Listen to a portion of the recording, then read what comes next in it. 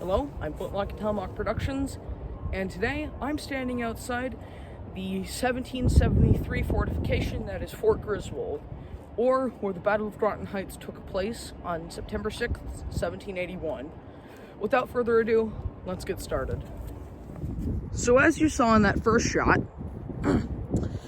behind me was the interior of Fort Griswold. I made a video on this about maybe 2 months ago on the Battle of Groton Heights.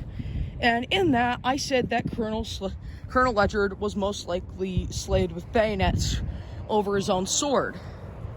Though the placard does contradict this, this is the spot where he most likely fell.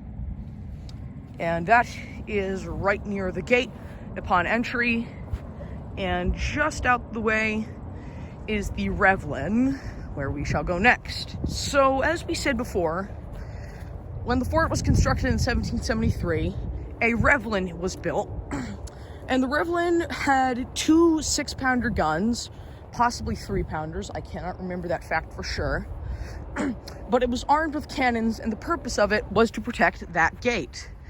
However, when the British forces attacked under Brigadier General Arnold, Colonel Montgomery, and Colonel Eyre, unfortunately, they came from the south and the east sides. This here is the exterior wall.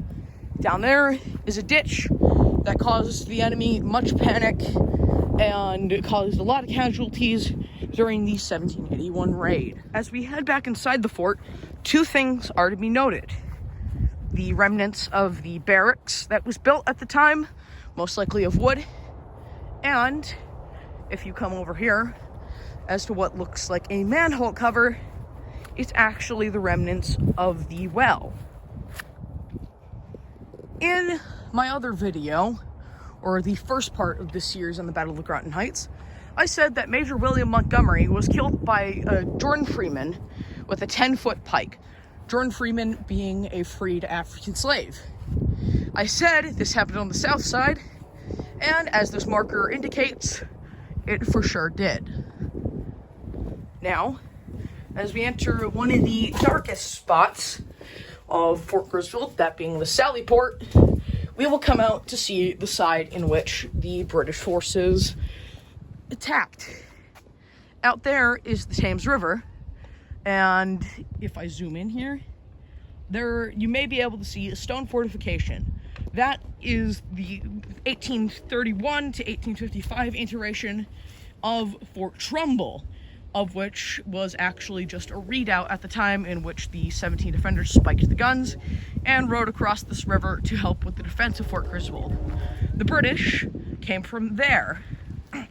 Although blocked by the United States submarine manufacturer, the British landed past there at a place called Avery Point. As we go down the hill to head to the 1843 fortifications with Rodman guns, shot furnace, and powder magazine, you may notice there is a covered way here. This covered way is made with field stone and served as a barrier between the enemy and the soldiers trying to get down to the lower batteries. And if we turn slightly to the right, you can see the Ebenezer Avery House, built in the early 1740s and moved to this location in 1971. The Ebenezer Avery House served as a field hospital for the wounded from the Battle of Fort Griswold, where unfortunately many men lost their lives.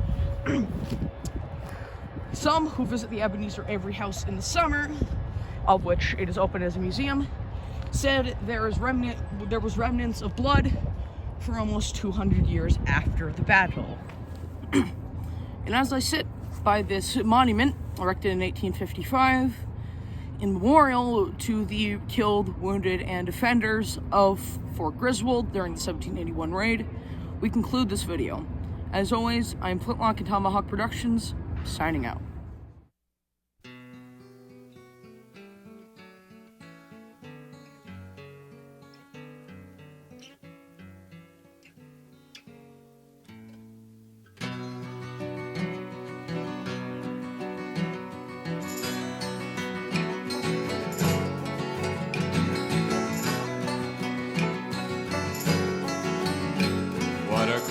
hath old England of folly and sin, by the Chatham and Camden, Mary, Burke, Wilkes and Glyn.